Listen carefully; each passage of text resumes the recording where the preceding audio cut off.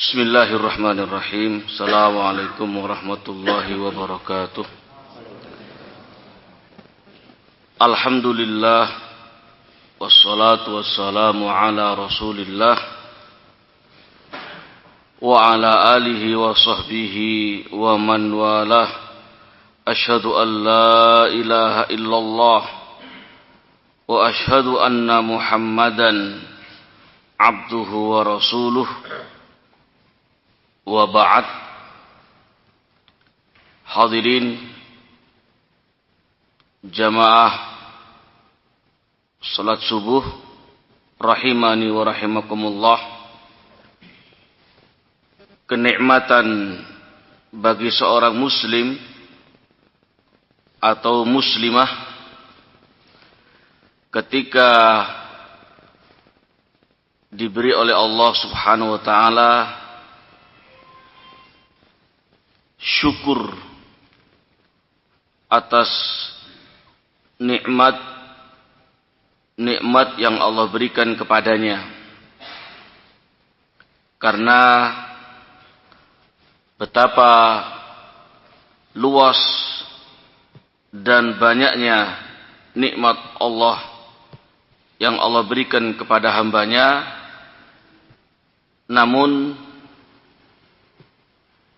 mereka tidak mampu mensyukurinya. Oleh karena itu, semoga pada pagi yang cerah ini kita diberi oleh Allah hidayah dan taufiknya dengan membaca beberapa ayat atau hadis Nabi sallallahu alaihi wasallam dan keterangan para ulama, kita bisa menjadi seorang yang bersyukur di dalam memahami dan sekaligus menjalankan apa yang telah Allah sebutkan dalam Al-Quran dan Rasul sebutkan dalam hadis-hadis yang sahih. Ada sebuah nasihat dari seorang ulama, Abu Hazim Al-A'raj rahimahullah.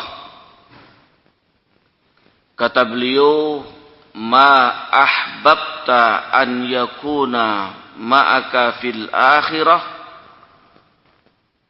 faqaddimhul yawm. Wa ma karihta an yakuna ma'aka fil akhirah fatrukhul yaum." Apa yang kau inginkan, yang kau cintai, yang kau sukai, yang kau harapkan selalu bersamamu nanti di akhirat, maka sekaranglah waktunya untuk engkau beramal dan berbuat dan menanam. Sebagaimana ketika engkau tidak suka dan tidak menginginkan bersamamu nanti di akhirat, maka sekaranglah waktu untuk meninggalkannya.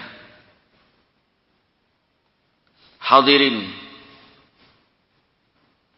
jamaah salat subuh rahimani wa rahimakumullah, tentu perbuatan atau amalan yang paling baik dan paling mulia yang dengannya seorang muslim atau muslimah kelak di akhirat itu bahagia, yang harus dicari, yang harus diamalkan dan disuguhkan pada waktu kita hidup ini adalah takwa kepada Allah Subhanahu wa taala. Dan itu perintah Allah Azza wa Jal agar kita berbekal dan mencari bekal ketika hidup ini untuk menuju akhirat kelak, takwa kepada Allah. Fatazawwadu fa inna khairaz zadi taqwa, kata Allah Subhanahu wa taala. Hendaklah kalian mencari bekal, dan sungguh sebaik-baik bekal adalah takwa kepada Allah Subhanahu wa taala. Hadirin rahimani wa rahimakumullah, demikian pula sesuatu yang menyebabkan kebinasaan, kehancuran, dan kerendahan dan kerugian akhirat tentu adalah perbuatan maksiat kepada Allah Subhanahu wa taala dan segala yang mendatangkan dosa dan murka dari Allah Subhanahu wa taala.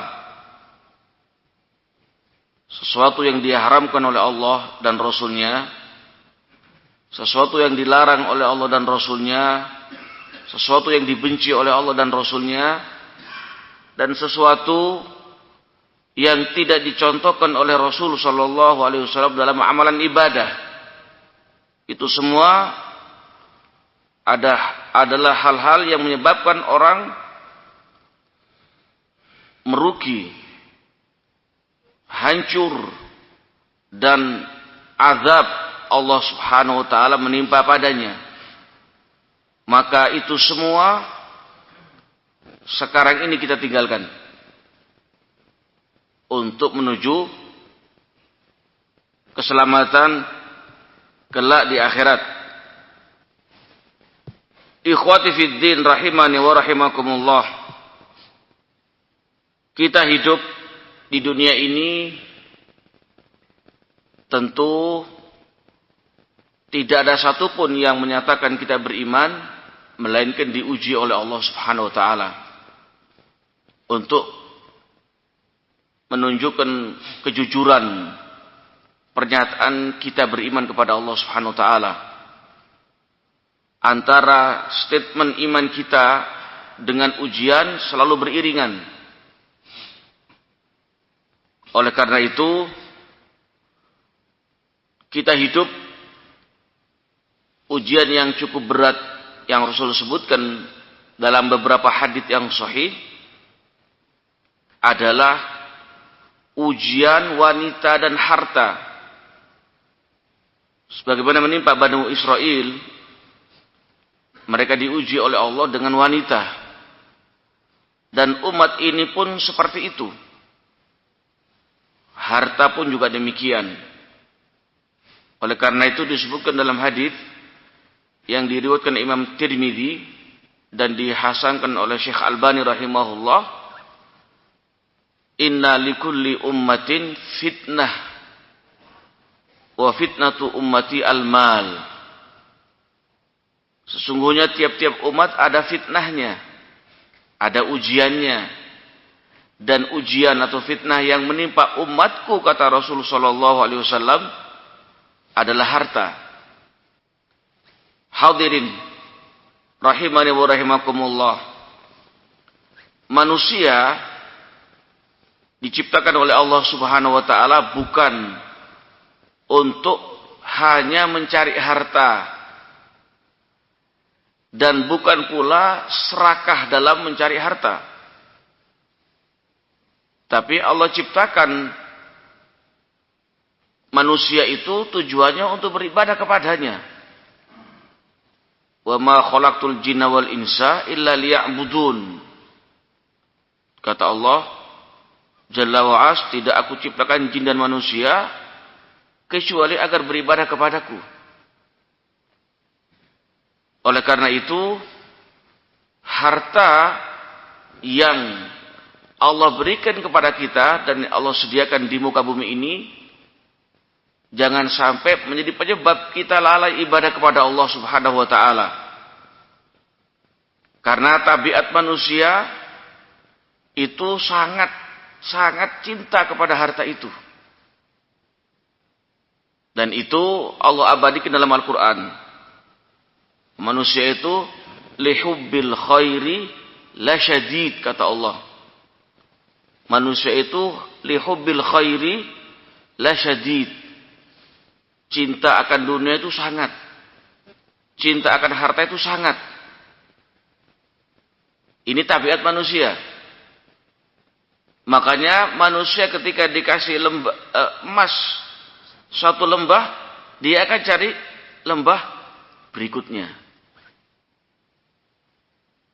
Dan rakusnya manusia terhadap dunia ini ketika diibaratkan oleh Rasul sallallahu alaihi wasallam itu serigala ditaruh di sekawanan kambing. Dua serigala yang lapar dia ditaruh di sekawanan kambing. Kira-kira ya apa model makannya dan nyantapnya serigala tersebut?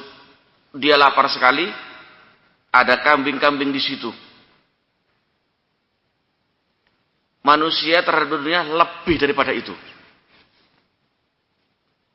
Manusia terhadap dunia lebih daripada rakusnya serigala yang lapar yang ditaruh di sekawanan kambing. Oleh karena itu ada sebuah nasihat yang indah yang perlu kita jadikan pelajaran yang disebutkan dalam kitab Uddatus Sabirin. Mathalu talibid dunya kamathali syaribil bahr. Kullama izdada syurban izdada atshan hatta yaqtulahu. Perumpamaan orang yang memburu dunia. Perumpamaan orang yang memburu dunia itu ibaratnya orang yang minum air laut. Semakin dia menambah minum air laut, semakin haus. Minum lagi, haus lagi. Minum lagi, haus lagi. Minum lagi, haus lagi. Hatta yaqtulahu. Sampai akhirnya dia mati. Membunuhnya dia. Hadirin rahimani wa rahimakumullah. Ini yang harus kita camkan dalam diri kita masing-masing. Jangan sampai dunia memperdaya kita. Jangan sampai dunia memperdaya kita. Dan perlu diketahui bahwa kita hidup tidaklah sendirian. Tidak mungkin kita hidup sendirian. Di sana ada keluarga, orang tua, anak, istri, tetangga, teman, masyarakat, dan seterusnya. Salah satu upaya untuk menstabilkan kita, menjadikan dunia ini benar-benar pada porsinya, yaitu tempat pijakan kita, jembatan kita menuju akhirat kelak, dan mencari rizki dari Allah Subhanahu wa taala yang halal dan tidak sampai menjadi penyebab lalainya kita ibadah kepada Allah, zikir kepada Allah, dan menuntut ilmu syar'i yang itu hukumnya wajib bagi setiap kaum muslimin dan muslimat. Itulah dunia. Tidak tercela bagi seorang muslim untuk mencari ma'isyah, rizki, karunia dari Allah Subhanahu wa taala, asal pada porsinya. Di antara salah satu upaya kita untuk kita ini stabil dalam menjalani hidup ini, perlu kita mencari partner kalau bahasa sekarang, mencari sahabat, mencari lingkungan, mencari komunitas yang baik. Karena sahabat itu pengaruhnya besar kepada kita.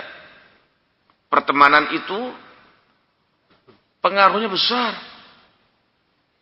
Sampai agama seseorang pun diukur oleh temannya dia.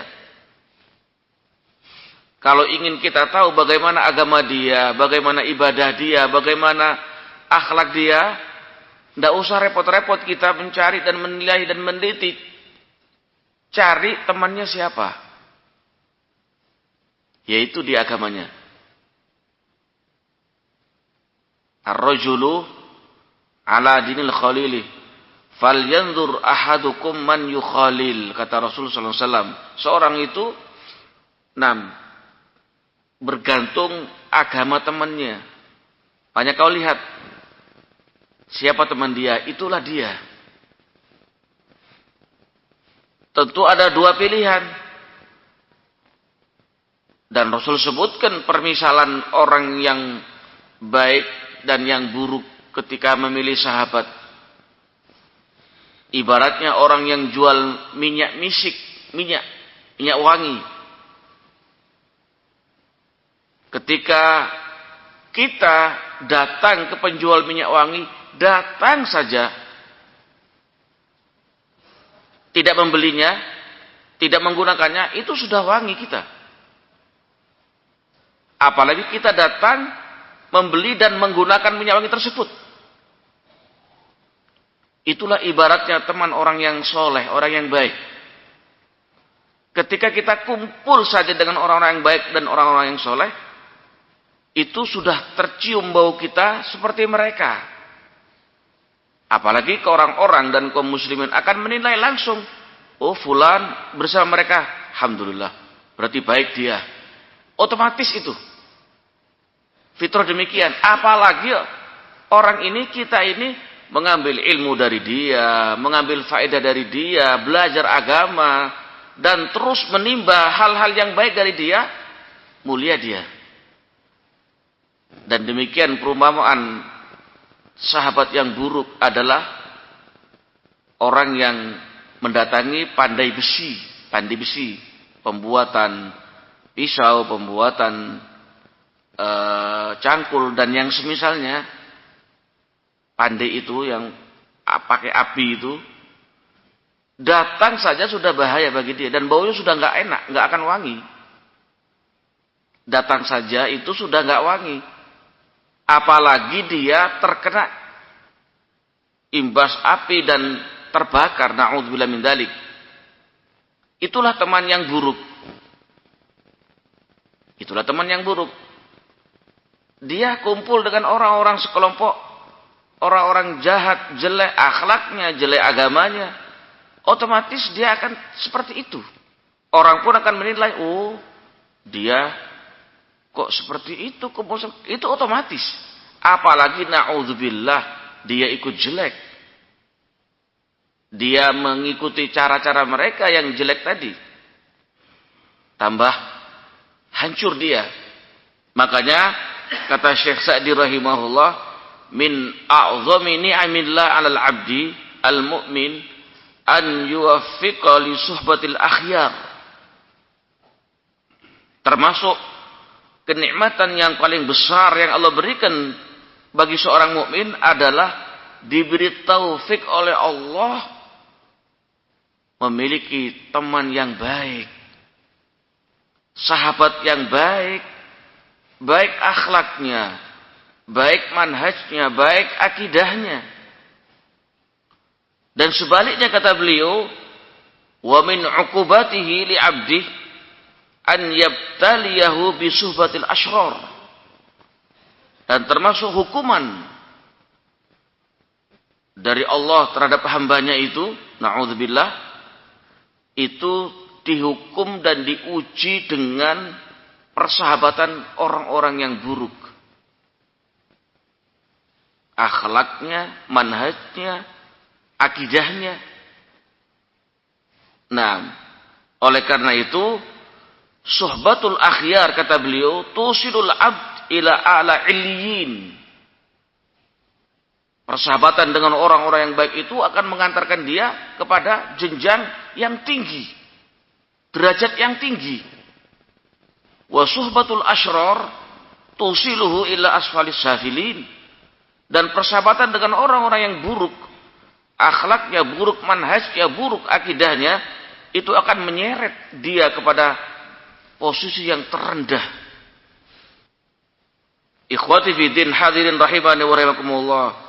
Suhbatul akhyar tujibu lahul ulum an-nafi'ah wal akhlaq al-fadilah wal a'mal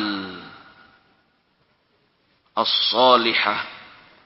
Persahabatan dengan orang-orang baik itu mengantarkan dia, mengharuskan dia untuk mendapatkan ilmu yang bermanfaat, akhlak yang mulia, amalan-amalan yang soleh yang akan dia dapati.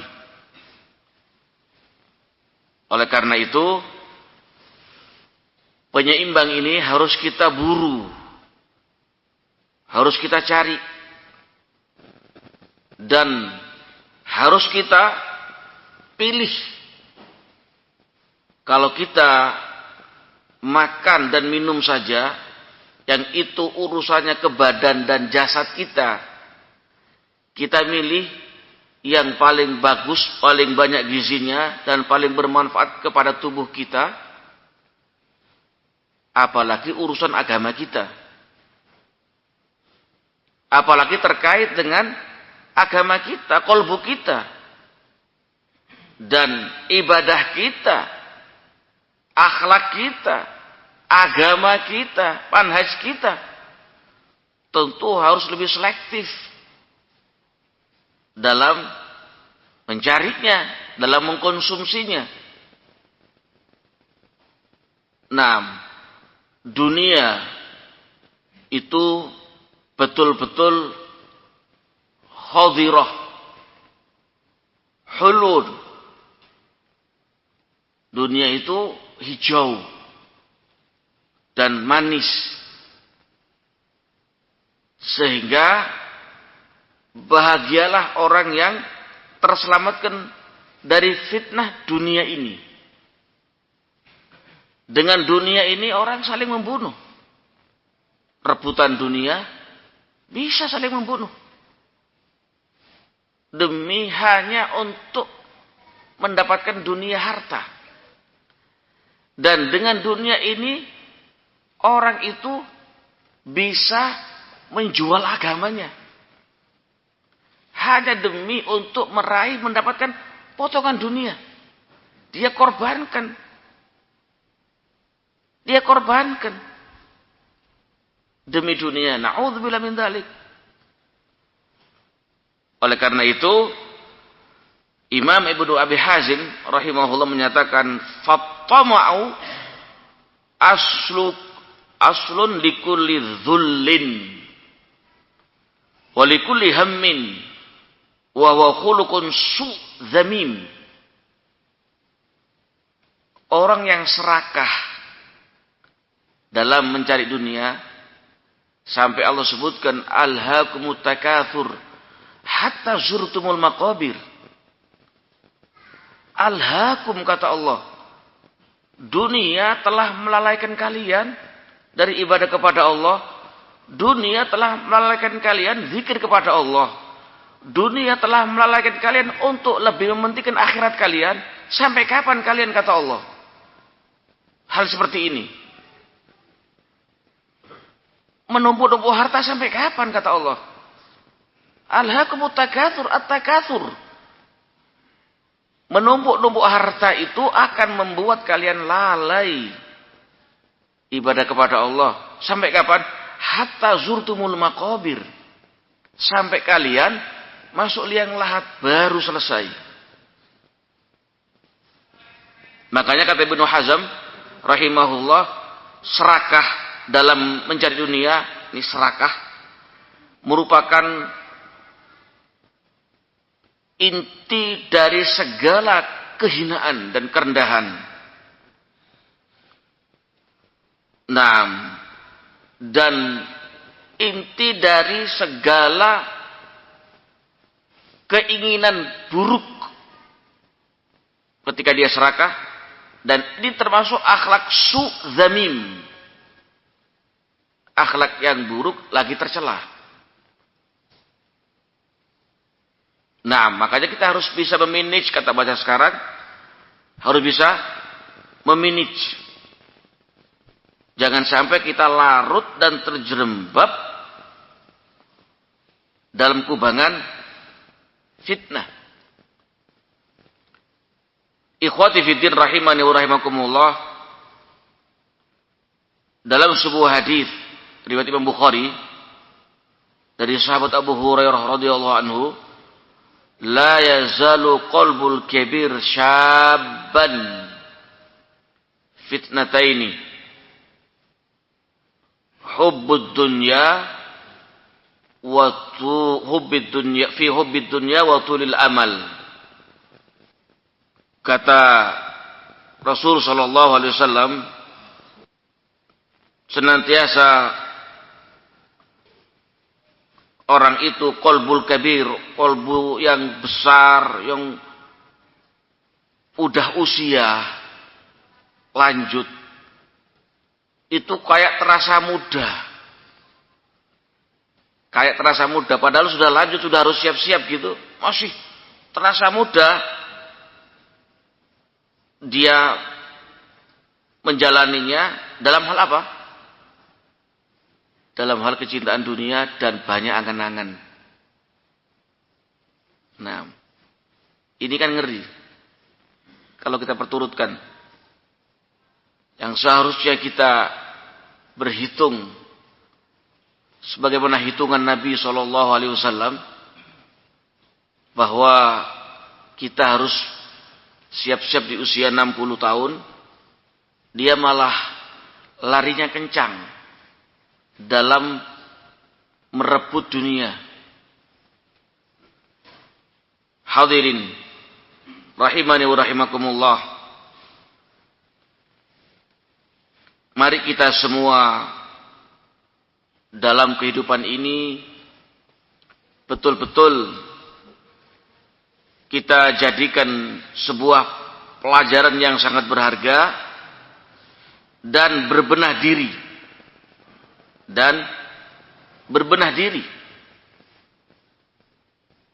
Fudail bin Iyad rahimahullah menyatakan, seorang tabi'in yang mulia,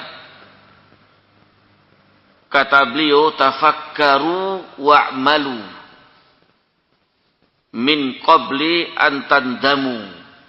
Kalian banyak berfikir dan banyak beramal sebelum kalian menyesal. Wala taghtarru bid dunya. Kalian jangan tertipu dengan dunia. Kalian jangan tertipu dengan gemerlapan dunia.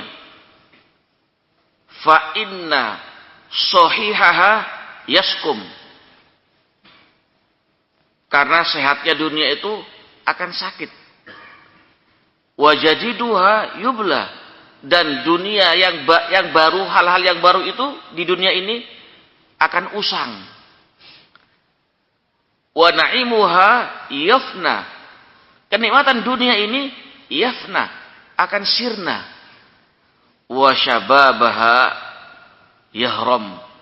Dan usia mudanya itu bakal tua. Oleh karenanya Rasul sudah mengingatkan kepada kita agar kita membentengi diri kita dengan amalan soleh sebelum kita terkena fitnah. Secara umum fitnah itu, bagian dari fitnah itu adalah fitnah dunia. Apa kata Rasul sallallahu alaihi wasallam? Badiru bil a'mal fitanan ka qita'il lailil muzlim yusbihu ar-rajul mu'min wa yumsi kafir wa yumsi mu'min wa yusbihu kafir yabi'u dinahu bi'ardin minad dunya. Kalian segera beramal soleh, Kalian segera lakukan amalan-amalan soleh, amalan yang mengandung nilai ikhlas kepada Allah dan benar sesuai dengan tuntunan Rasul Sallallahu Alaihi Wasallam, sebelum kalian terjerembab dalam kubangan fitnah. Karena fitnah itu ibaratnya, kata Rasul, kayak potongan malam gelap gulita, begitu samar, begitu halus. Paginya dia mukmin, sorenya sudah kafir. Sorenya mukmin, paginya sudah kafir. Kenapa sampai seperti itu, kata Rasulullah SAW? Yabi'u dinahu bi'arudin minad dunya. Dia jual agamanya demi untuk meraih potongan dari dunia. Demi meraih harta benda, dia jual agamanya, dikorbankan agamanya. Demi mempertahankan kedudukan, gengsi di masyarakat, dikorbankan agamanya. Demi popularitas, dia korbankan agamanya. Dan demi urusan-urusan dunia, dia korbankan agamanya. Na'udzubillah min dzalik. Oleh karena itu, maka nasihat yang mulia dari Imam Ibnu Qayyim rahimahullah, kata beliau, fala tajidu at'aba mimmanid dunya akbaru hammihi. Fala tajidu at'aba mimman ad-dunya akbaru hammihi wa huwa haris bijuhdihi ala tahsiliha. Kata Ibnu Qayyim rahimahullah, kau tidak mendapati orang yang paling capek, orang yang paling lelah ketika dunia itu menjadi inti keinginan dia hidup. Ketika dunia itu menjadi harapan terbesarnya dia hidup. Dunia, dunia, dunia, dunia. Kalau bahasanya orang fulus. Seakan-akan semua itu diukur oleh uang. Seakan-akan semua itu bisa berhasil hanya dengan uang. Sampai orang Indonesia yang baru belajar bahasa Arab bikin pepatah. Wabil fulus kullu syai'in tembus. Coba bayangkan, saking dunianya, saking uangnya gitu loh, apa-apa uang, ini uang, ini uang, ini uang gitu loh. Wabil fulus, dengan uang, dengan fulus, semua sesuatu segala sesuatu bisa tembus. Nah, entah bagaimana cara menembuskannya, bisa dengan riswah, suap penyuap, haram, dan yang lainnya, enggak peduli. Pokoknya semua tembus. Nah, ini kalau sudah dunia menjadi ini sesuatu yang menjadi prioritas bagi dia. Wahwa haris, dan dia semangat sekali untuk memperolehnya, sehingga lupa larangan Allah, lupa ibadahnya, lupa zikir kepada Allah Subhanahu wa taala. Wal iyadu billah. Oleh karena itu, hadirin rahimani wa rahimakumullah. Nah, karena ini tausiah pagi, kita akan akhiri dengan nasihat dari Imam Hasan Al-Basri rahimahullah. Kata beliau, ad-dunya salasatu ayyam. Dunia ini terbagi 3 hari. Ini kita harus jeli dan harus paham untuk kita jadikan ibrah, pelajaran dan ilmu. Dunia itu terbagi 3 hari. Amma ams, kata beliau, faqad dhahaba bima fih. Kemarin sudah pergi berlalu. Hari kemarin sudah pergi berlalu. Wa amma ghadan fala'allaka la tudrikuhu. Adapun besok, bisa jadi kamu enggak mendapati hari besok. Iya apa enggak? Nah, kemarin sudah berlalu. Kita harus melihat apa yang kemarin saya lakukan. Kebaikan apa yang aku berikan untuk mengumpulkan pahala di sisi Allah kelak. Apa yang aku lakukan kemarin. Harus direnungkan, dipikirkan itu. Tapi sudah nggak mungkin kembali kan kemarin. Berlalu. Besok, wallahu a'lam. Belum tentu kau hidup besok. Dan belum tentu kau bisa ibadah dengan baik besok. Belum tentu. Wal yaum laka fa'mal fih.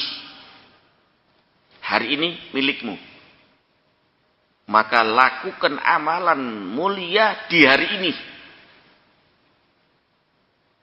Yang harapan tertinggi kita, nah, ketika harus memang takdir Allah kita tutup usia di hari ini, husnul khotimah. Itu. Makanya apa? Fa'mal fihi. Kau beramal soleh di hari ini. Ketika Rasulullah SAW memegang bahu Ibnu Umar, pundak Ibnu Umar, dan memberikan nasihat, kun fid dunya ka'annaka gharibun aw abirus sabil. Kau hidup di dunia wahai Ibnu Umar seakan-akan orang asing atau sekedar lewat. Jangan kau berharap kau hidup selamanya, enggak mungkin. Enggak mungkin. Kullu nafsin dha'iqatul maut. Setiap yang bernyawa pasti akan mati. Maka salah besar kalau ada seorang muslim atau muslimah punya cita-cita akan hidup selama-lamanya. Enggak mungkin. Sekedar lewat. Itu dunia.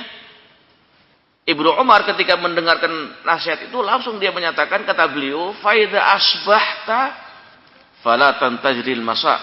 Kalau kau di waktu pagi punya program baik, punya niatan baik, lakukan pagi itu, jangan nunggu sorenya. Belum tentu kita sorenya masih hidup. Dan ketika waktu sore kau punya program baik, niatan baik, lakukan sore itu. Jangan kau tunggu paginya. Jangan kau tunda paginya. Khud, kata beliau, min sihhatika li maradika. Kau manfaatkan. Kau lakukan. Kau jalani. Kau ambil waktu sehatmu sebelum sakit menimpamu. Manfaatkan. Dan kau manfaatkan, kau lakukan masa hidupmu sebelum ajal menimpamu.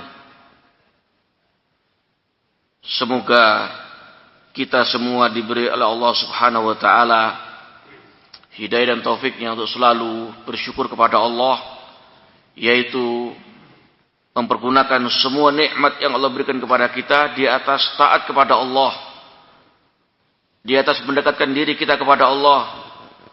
Itulah syakir. Karena sungguh ketika kenikmatan yang Allah berikan kepada kita tidak dipergunakan untuk taat kepada Allah, tidak dipergunakan untuk mendekatkan diri kepada Allah, itu musibah. Kullu ni'matin an'ama Allah 'alaik la tuqarribuka minallah fahiya baliyah. Segala kenikmatan yang Allah berikan kepada kalian, namun nikmat tersebut tidak mampu mendekatkan diri kalian kepada Allah, itu bala buat kalian. Dan semoga kita pun oleh Allah diberi akhlak sabar. Sabar dalam taat kepada Allah. Sabar ketika menjauh maksiat kepada Allah. Dan sabar ketika tertimpa musibah. Wallahu a'lam bissawab. Itu yang bisa kita sampaikan. Kurang lebihnya mohon maaf. Subhanakallah wa bihamdika asyhadu an la ilaha illa ant astaghfiruka wa atubu ilaik. Walhamdulillahi rabbil alamin.